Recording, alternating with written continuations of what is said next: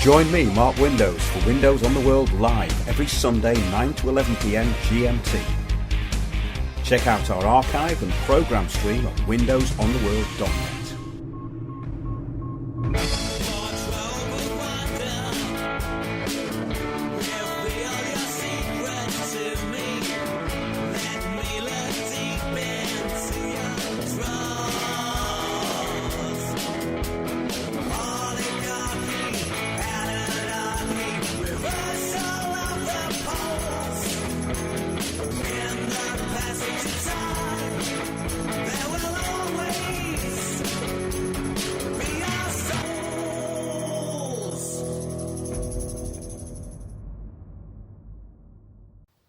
Good evening, everybody. Welcome to Windows on the World. Been quite eventful the last few weeks, and I'm really enjoying doing the live streams every Wednesday and also going on Thursdays on the Eric Von Essex channel for quite a bit of fun. It's been very popular as well. The last Wednesday show we did was actually with Lark in Texas, and we talked about communitarianism, something that I actually just called the hive mind. Communitarianism really started to make itself visible in the UK in about 2010. David Cameron announced it as part of his big society. And then change agents started appearing. Well, they started appearing a lot faster than they had before. Let's put it that way. Lots of new NGOs and organisations, community interest companies all started to control the narrative. And this all actually came out of a document called Our Common Future in 1987. Our Common Future. You see, it's all about the hive mind. It's all about a thing called the common good. But when is the common good not good? When is the common good evil? Well, it could be when the common good is wrong and it's actually being implemented by people with an ulterior motive. That sounds like something out of a dystopian nightmare. Well, that's what we're living in, really. Now, good is bad when it's wrong, and communitarianism is something that we talked about last week on Wednesday's show. So I'm going to get more into that because we've talked about it over the years, but as I say, I generally call it the hive mind. But first of all, I want to tell you about some talks that are coming up. We've got the 8th of February, the Corner House, 1 Christchurch Street, East Frome, B811 1QA. We start at 11 a.m. and to 6 p.m. with myself, Piers Corbin and Sandy Adams.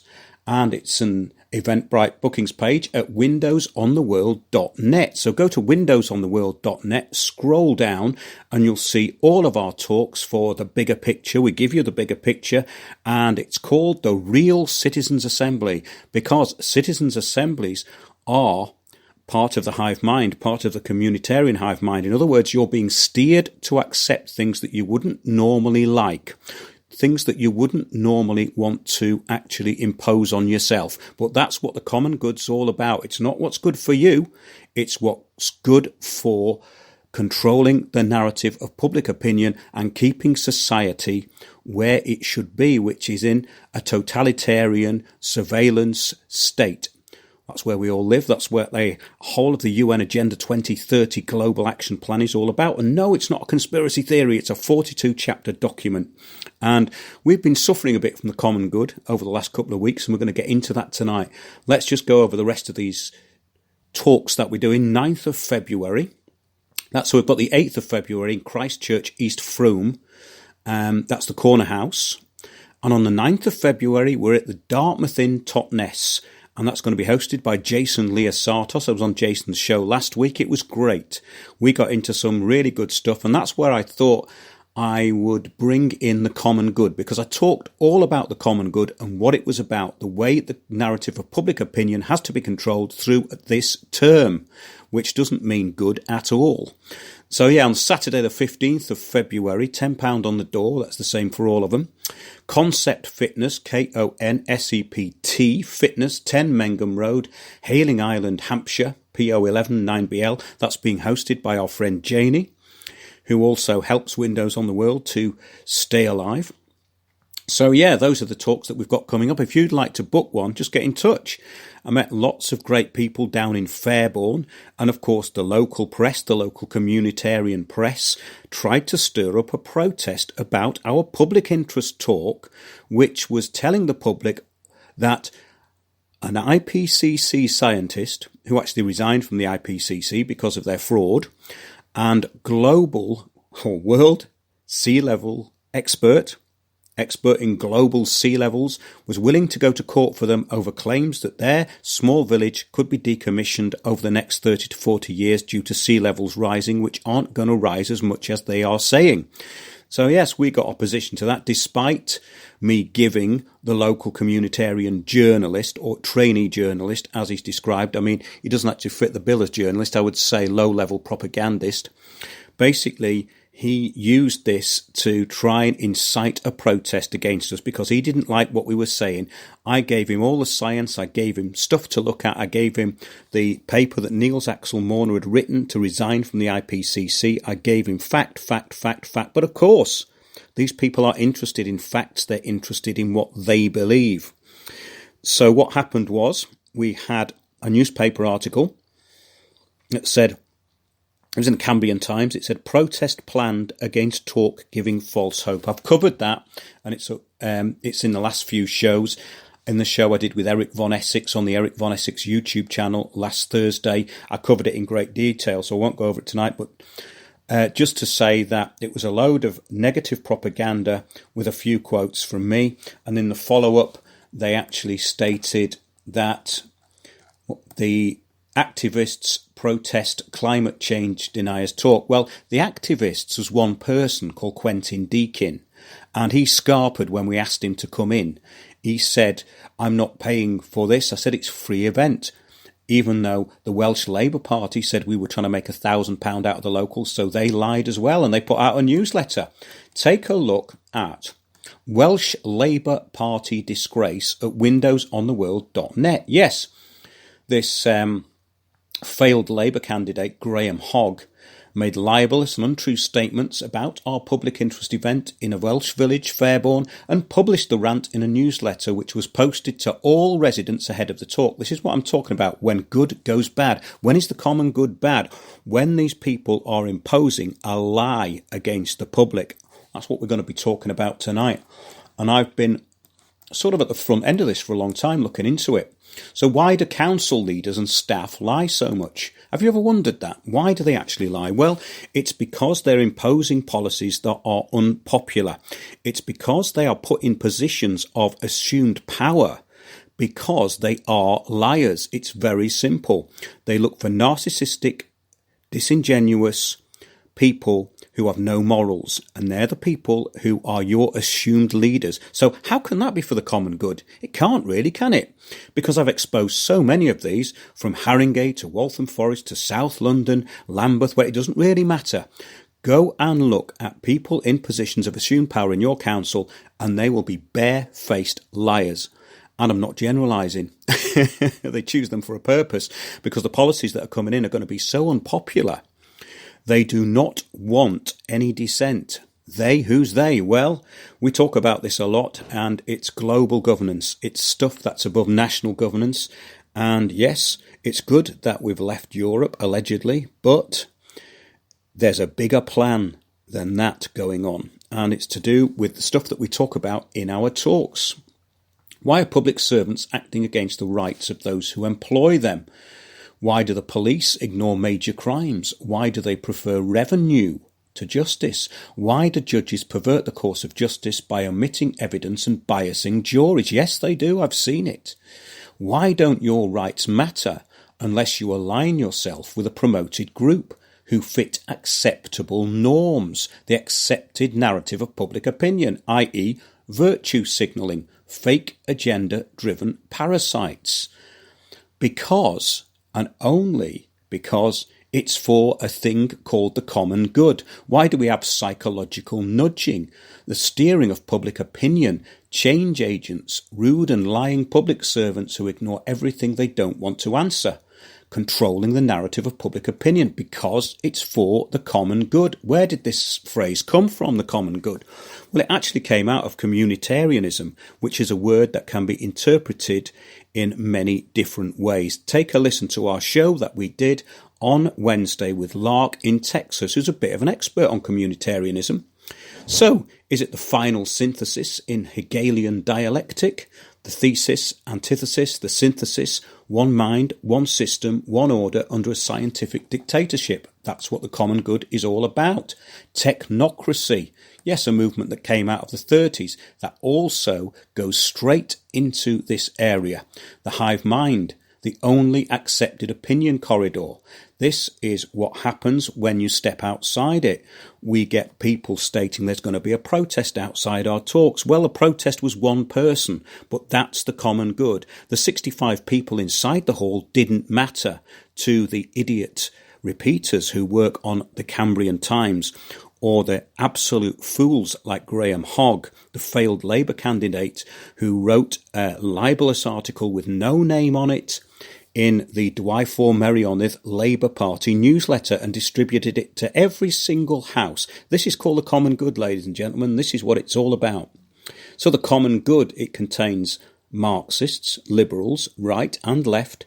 It is Unitarianism, totalitarianism, hiding behind fake public engagement. That's the engagement you see, the interface when you talk to your local council. That's what citizens' assemblies are all about, the common good. In other words, it doesn't matter if the public agree.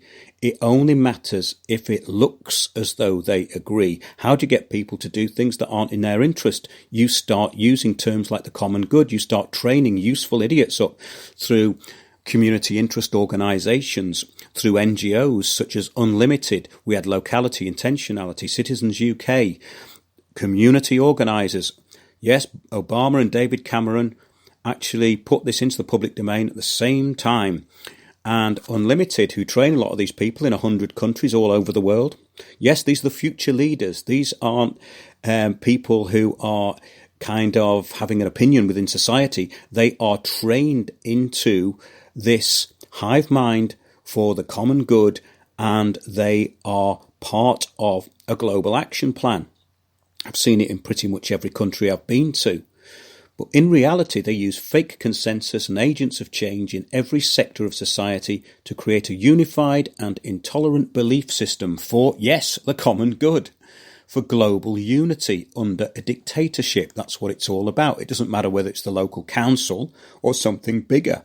Wherever we talk, we have a few useful idiots turn up, but the useful idiots will say the silent majority stayed away, and the reason they say this is because they're actually in the minority. So that's an interesting thing, isn't it? So the common good should be for the majority. Well, what when the common good is only for a minority, a created minority often, a minority that believes in an apocalyptic religion based around Gaia and climate change. Mother Gaia. Yes, all of this came out of the New Age, which is merely a hive mind, which is merely part of a system of moods which are created to absorb the public into one goal, the common good. So this can be fake terror. I've had a bit of that recently. Fake terror, manufactured crises and lab-created diseases to control population. This is all for the common good, to be steered into one direction, into this new system of global totalitarianism. Keeping the fear factor in place is all part of the common good. It creates control and keeps the population dependent on the state for its protection and, of course, its ideas and everything which comes out of the media. This is the common good. Billionaires and banks dictate the strategies above national governments. That is the common good.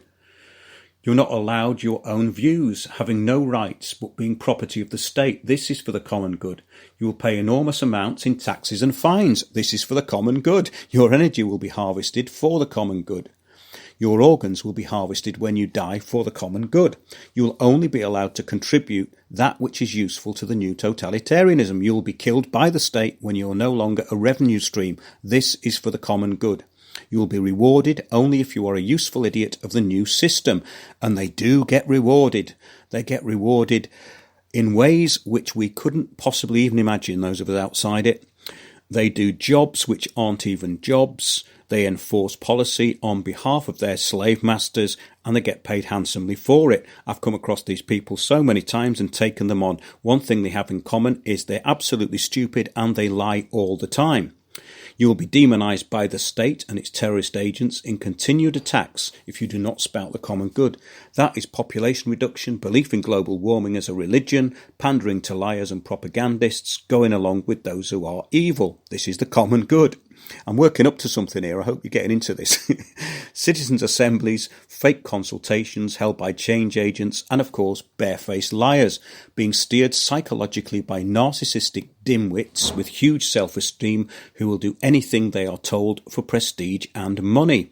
This is the common good. Your associates have mostly been changed. If you do not comply, you will be further ostracised. And this happens to anybody who steps outside the accepted narrative of dimwit public opinion, which is the common good. You will be accused of things you have not done. You will be lied about. You will be attacked by absurd and groundless accusations. You will be a right-wing supremacist filled with hate. You will be attacked constantly by the hyenas of the new system. This is the common good. You will learn to be mentally retarded, listening to and repeating sound bites of stupid but constant propaganda. You will learn to have no thoughts of your own. Okay, so we've defined what the common good is now, because I've been reading about it for many years, and these are the only conclusions that you can actually draw from it. Now, I often look at people who promote communitarianism, and one of the main ones is a fellow called Amitai Etzioni. He's in his 60s now. He's got his own YouTube channel, and it's interesting to see what he says about communitarianism and this idea of the hive mind. And we did talk about it with Lark in Texas. So do go back to last week's live show where you can see me freezing up every 5 seconds. It's like one of those, it's like that fella under the ice or an ice mummy. I look like an ice mummy, and then I sort of snap out of it for 5 seconds, come alive, and then go back to being an ice mummy again. That's my streaming. So yeah, Amitai Etzioni. Now, look him up.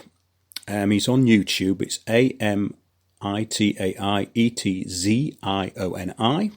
He admits the term communitarian originally meant a member of a community formed to put into practice communistic or socialistic theories. That was in the 19th century, which this kind of came out of a fellow called John Goodwin Barnby. Webster's dictionary changed the definition in 1909 to mean of pertaining to or characteristic of a community. Okay, well, that is as broad as the term sustainable development. It means everything and nothing. It can mean anything anybody wants it to mean. Characteristic of a community. What's a characteristic of a community? Well, a characteristic of a community now is where they all appear to have agreed, which is why we have George Soros-funded citizens' assemblies going above our national government. That is why we have fake consultations rolled out. And that is why we have people like your local councillors, not all of them, but people in positions of real power, such as the glove puppet of globalism, Clyde Lokes of Waltham Forest, who's now the deputy leader of Waltham Forest Labour Party, and the council. And also, he's now in charge of livability in Oxford after he ruined the borough of Waltham Forest. This is somebody who is a barefaced liar and someone who will not respond to emails. He likes to patronise the public and he hides. And that is for the common good. So let's get on with this, talking about Amitai Etzioni, who's one of the main proponents of what's called communitarianism, which is actually part of the whole system of governance in this country and many other countries in the world. It's a globalist dictatorship which hides behind this term.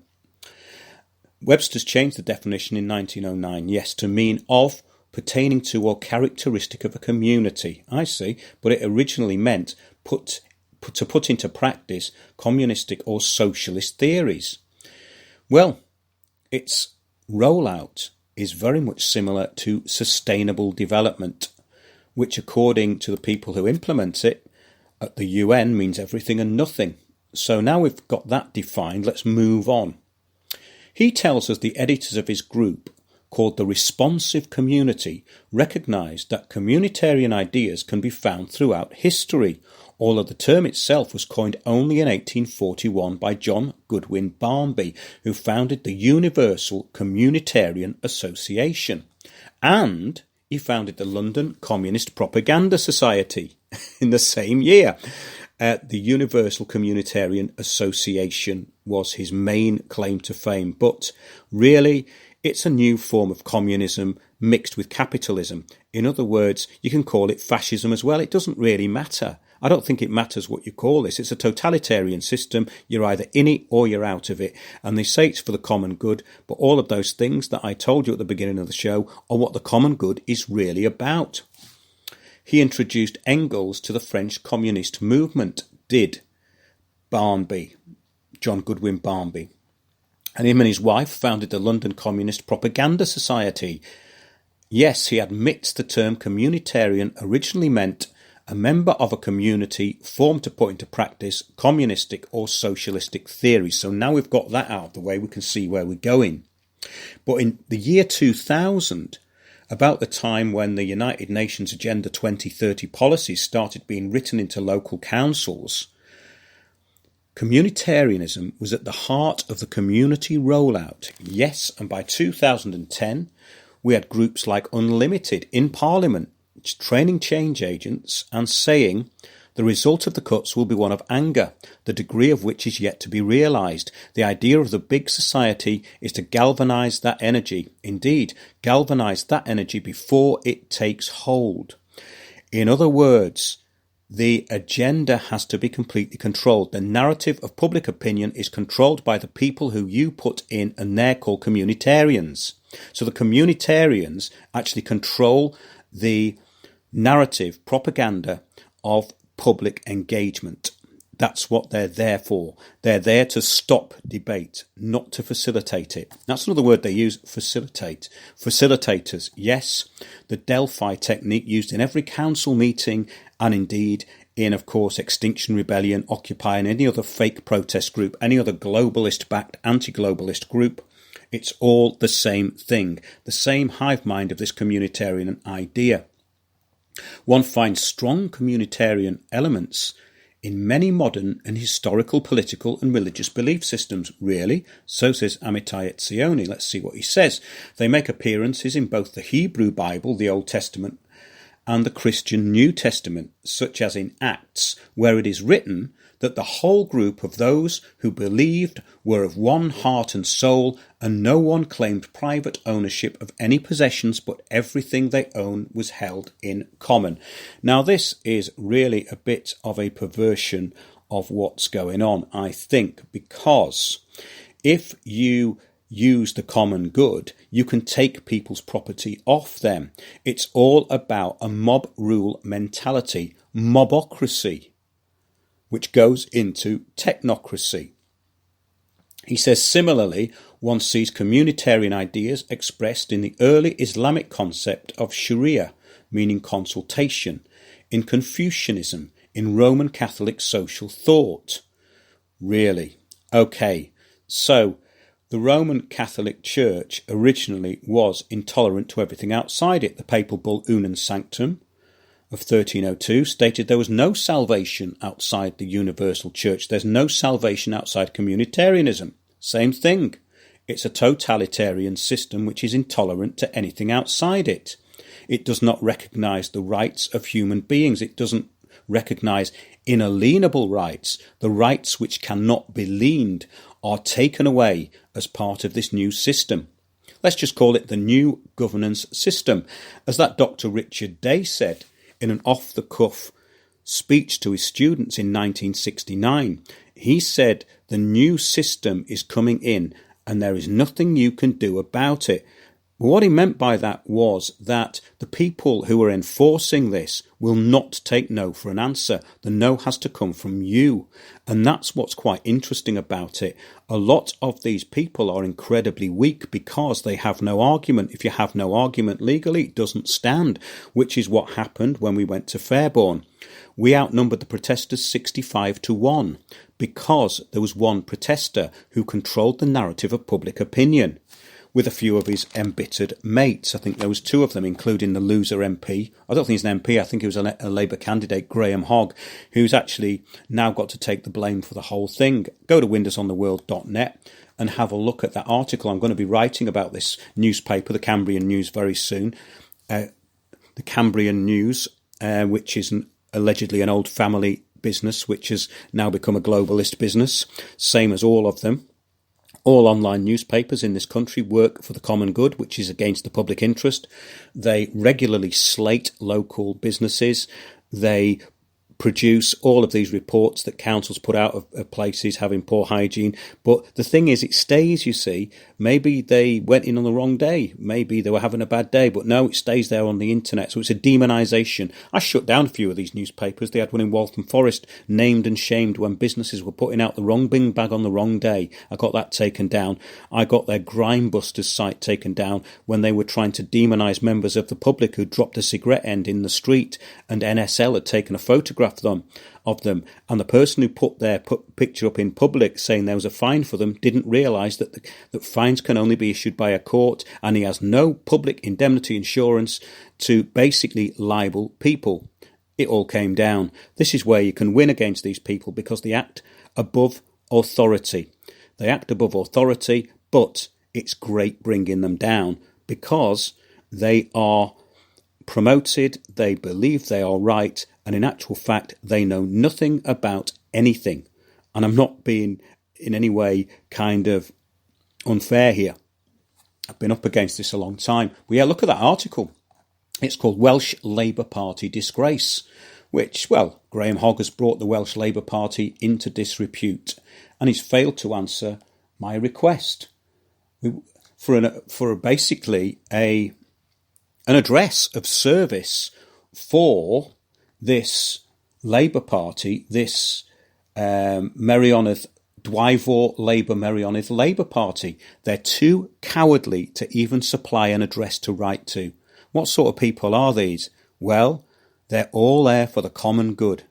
Their nose in the trough as well. That's the thing about these people. It doesn't matter what council I've looked into, those with their noses in the trough are working against the public interest, but for the common good. So yes, that's a little bit about communitarianism. Let's talk about the good of the community. A book by Elizabeth Fraser. She wrote this book to show that the core term of communitarianism, community, was so vague it defied definition and urged it to be dropped. Well, I wish we could say the same about sustainable development, but that's now embedded into law in every council in the country. And when they said that these UN Agenda 21 policies were not binding, what they meant was that they would be implemented through local government legislation, which they have been, so they are binding. It says one account of the common good is that it is some benefit done for the sake of helping others, with no regard for who those people are, in particular beyond their membership in some community, including future generations. Now, this is exactly why the idea of totalitarian governance through the religion of Gaia and climate change as an apocalyptic belief system is wholly communitarian. It goes exactly into that. I'll just read that again because it's quite interesting. This one account of the common good is that it is some benefit done for the sake of helping others with no regard for who those people are, in particular, beyond their membership in some community, including future generations. So this can be hijacked very easily, and of course it has been. It doesn't get any more meaningless and communitarian than sustainable development, a term which means living in the present without impacting on future generations. So that also means no ideas, no culture, just the lostness of the mind, an intellectual vacuum filled with sound bites which make up a mosaic of identity in the fragmented minds of the masses. This is what's called the lostness of the mind, the fourth world wilderness. We're living in it. We live in an information age where people do not want information. So let's get back to Etzioni, Amitai Etzioni, see what else he says. He then exposes the lie that is being pushed for the common good, climate change, religion and governance under the World Bank. So he promotes the climate change agenda. Therefore, his version of the common good is against the public interest because the policies, carbon taxation and the World Bank stealing of property and implementing global totalitarianism is against the public interest. So, Mr. Amitai Etzioni, you may want to look into this and start seeing the bigger picture, not just the one that you want to present to the world. This is what he says. I'm quoting Mr. Etzioni here. For example, basic research, protecting the environment, well, nothing wrong with that, preventing climate change, which you can't do, of course, and developing sustainable energy sources are all costly projects that will only pay off over the longer run, and then only to unknown, unpredictable beneficiaries. They're not unknown and they're not unpredictable. They are billionaires and the World Bank, as you should know by now. The World Bank and the global governance system. This shows the flaw in the thinking of his communitarian fake philosophy. The common good also includes developing and nurturing and preserving goods that belong to the community but to no particular person. This is what this agenda is all about. It's about community ownership. What does that mean? It doesn't mean the community own it. It means that the venue is being run under a particular system, which is the hive mind intolerant global totalitarianism of communitarianism. This leads to the rights of assumed groups to take property from its rightful owners, and that's the common good. This happened to a small charity in North London, and I saw the leader of Haringey Council jump on the bandwagon, side with subversives and criminals against the common good of the small charity. So this is a criminal system. It encourages criminality, and those who are imposing it are in fact enabling criminals. So that's worth thinking about. A large volume of social transactions, it says, takes place in the third sector, and these heed different principles than either the state or the government. Now, this is where it all comes into Our Common Future, this document that was written in 1987. Basically, it said that a lot of the rollout of this new governance would be done through NGOs, non-government organisations, which are a shadow government, which are basically running entire countries. You don't believe me? Have some time and do some research. Just take some time out, do some research. This is rolled out as a hive of these organisations which go above national government. Mr. Soros has been funding it for years. Trained change agents implementing the policies above national government, which are to the detriment of anyone, under the guise of sustainable development, citizens' assemblies, and of course, group consensus, what we hear all the time. That doesn't mean that we agree. It means that it appears that we have agreed. A bit like the citizens' assemblies on climate change, the citizens' assemblies they had in Ireland over the abortion issue, the citizens' assemblies that are rolled out with limited choices, and the public are steered into inevitable outcomes by panels of people who are not experts but lobbyists for this agenda. So in other words, there's one choice, no choice. It doesn't get any more fake than this. The global elitists who create the economic paradigm of sustainable development through the United Nations have been preparing for this economic reset, the death of capitalism and free enterprise. It was in 2015 the head of climate change at the UN, Cristina Figueres, clearly stated, "This is the first time in the history of mankind that we are setting ourselves the task of intentionally, within a defined period of time, to change the economic development model that has been reigning for at least 150 years since the Industrial Revolution. Since then, governments, global corporations, central banks and the UN-linked NGOs have all jumped on the sustainable development bandwagon." The world takeover of 50% of land and oceans was postponed this week because of the coronavirus. Now let's go back and tell you what this is about, because this is quite funny. What happened this year, what's going to happen this year, what happened in 1987, let's go back to that first. 1987, the World Wilderness Conference, organised, put into action by an oil billionaire called Maurice Strong, funded into operation by Edmund de Rothschild, and brought to you by communists such as Gro Harlem Brundtland. They set up a thing called the Global Environmental Facility, which is a conservation bank. The way this works is that poorer countries are given chance to mitigate against their carbon footprint. They are then sold renewables which are totally ineffective. They are put into debt to the World Bank. Then the World Bank can take land and assets on the back of the debt. It's a very simple concept, nothing complicated about it, and it's for the common good, remember. But this year, I signed up for the Wild 11, which is in Jaipur in March, because I like getting the newsletters of these globalist organisations. They're very revealing.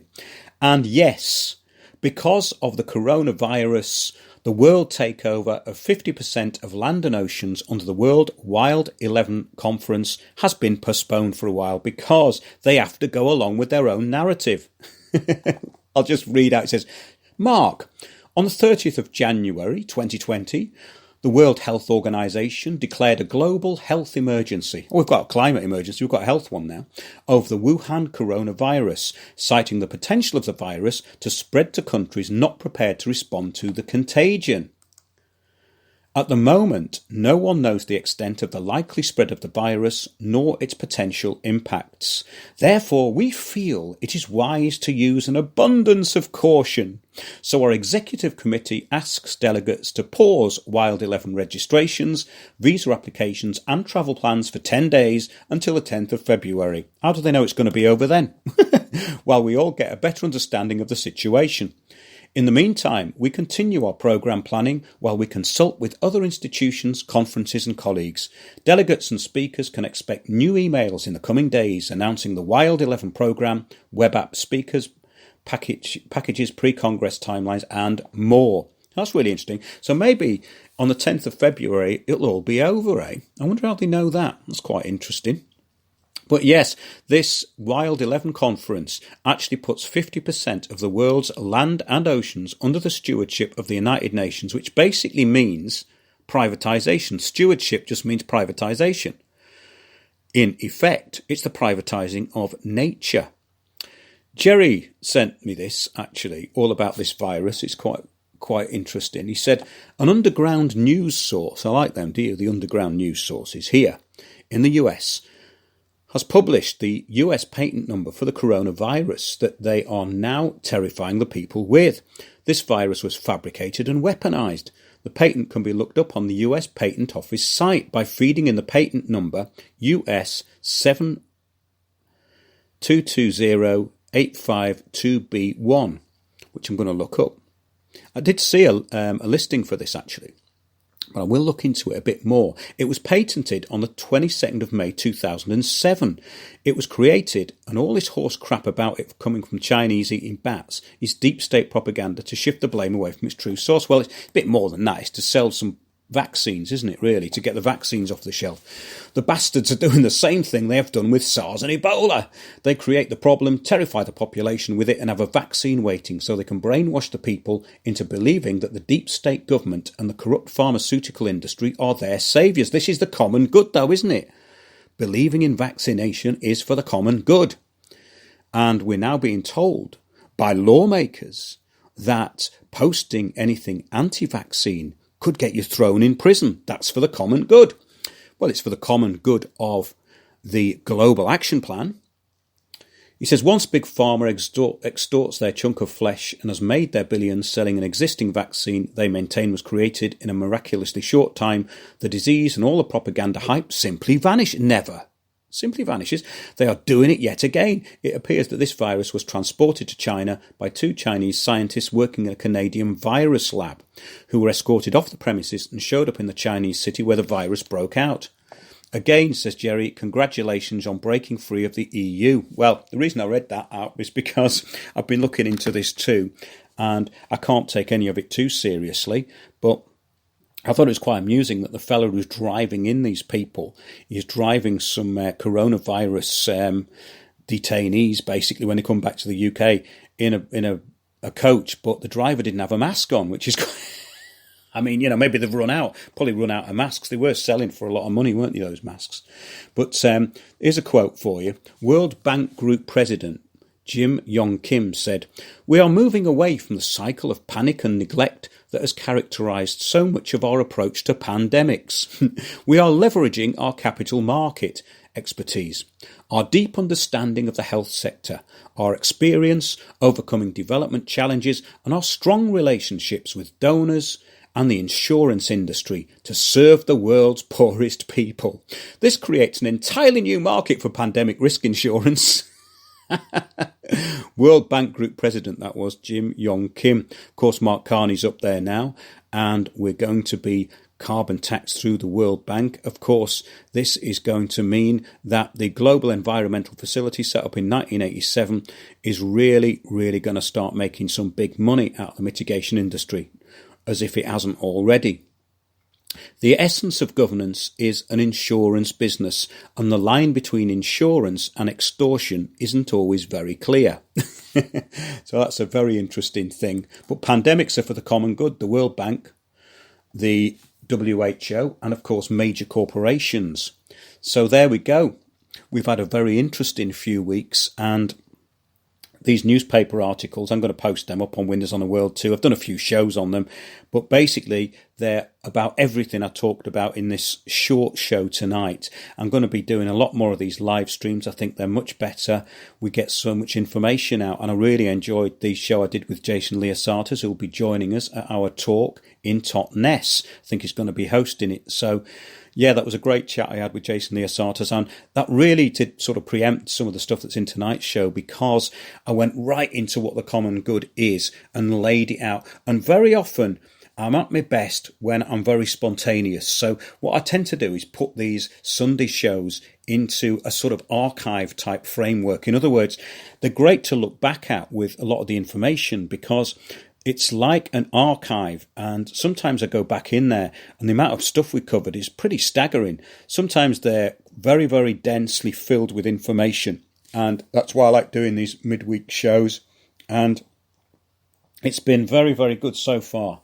And with the bigger picture is actually starting to have quite a big effect. So yeah, this is for the real common good, so book one.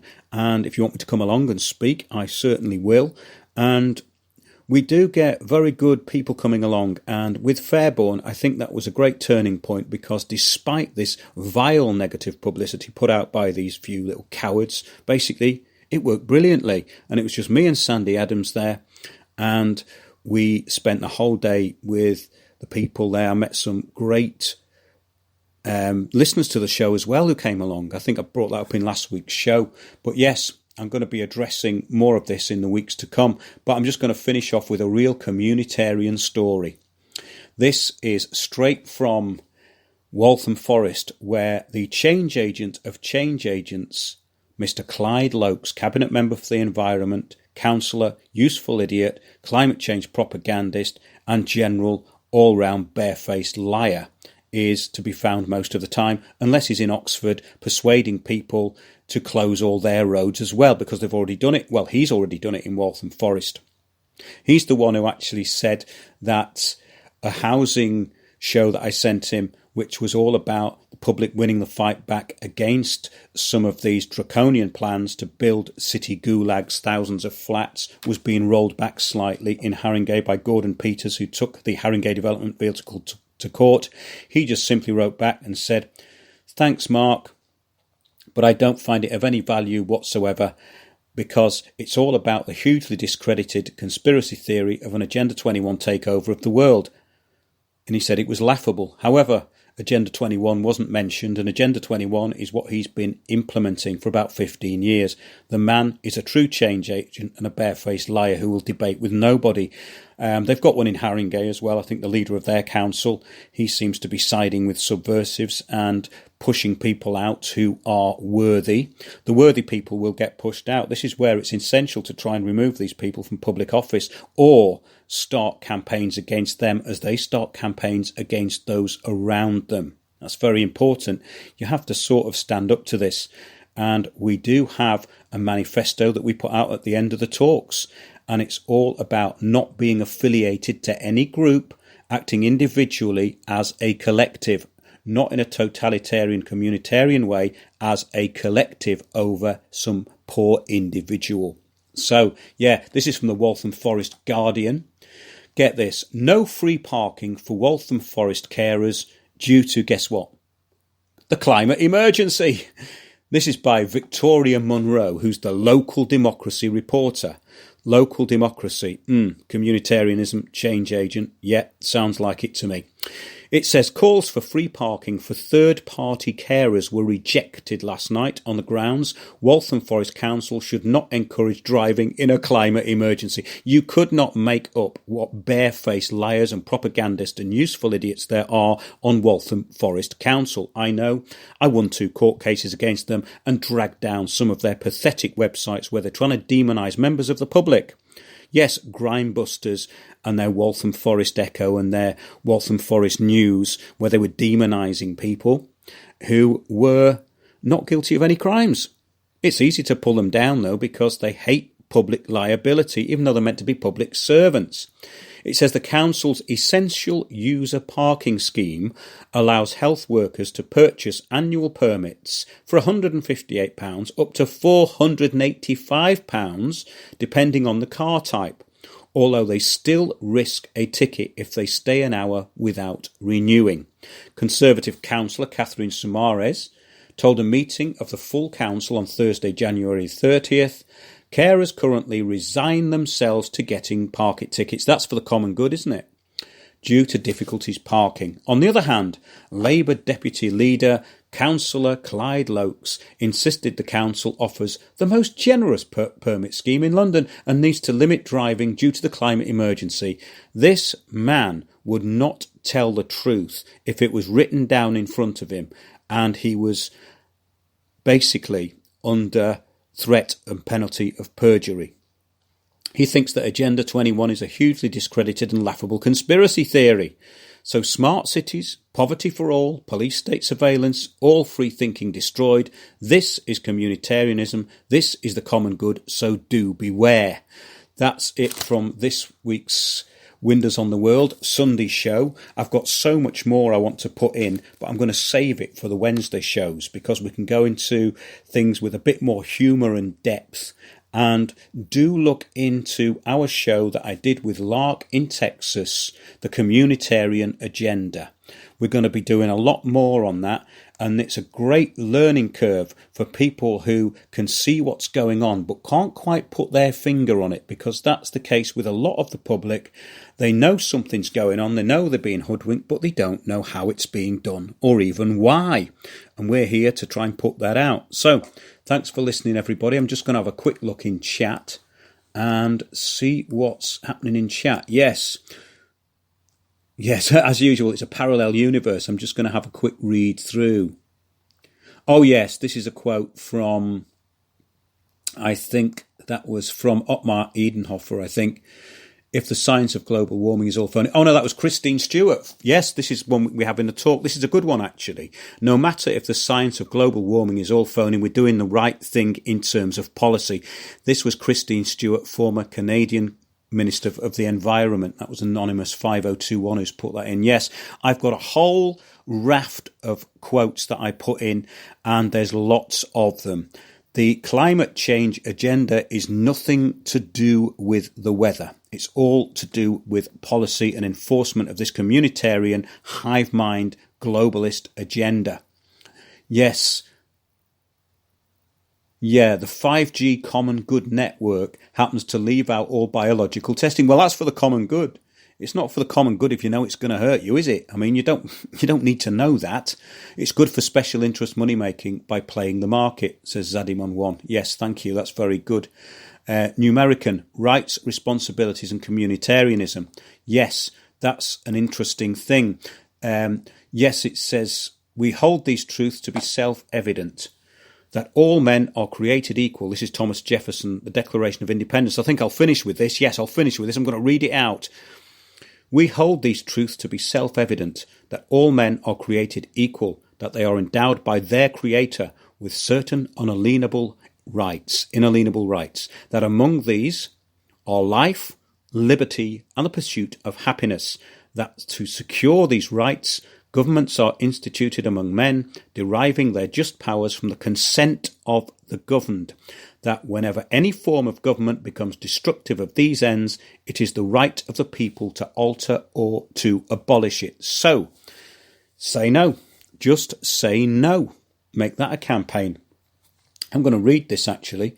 It's all about communitarianism, and there's quite a lot of stuff when you scratch the surface on this subject.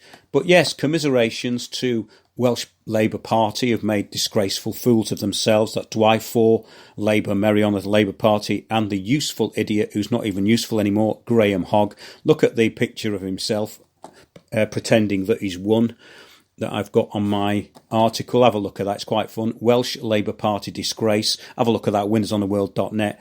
Circulate it around your friends and basically shame these people in public. It's a very satisfying thing to do. We have the moral high ground yet again. So that's it from Windows on the World. See you all on Wednesday, possibly Thursday as well, with Eric Von Essex. Good night.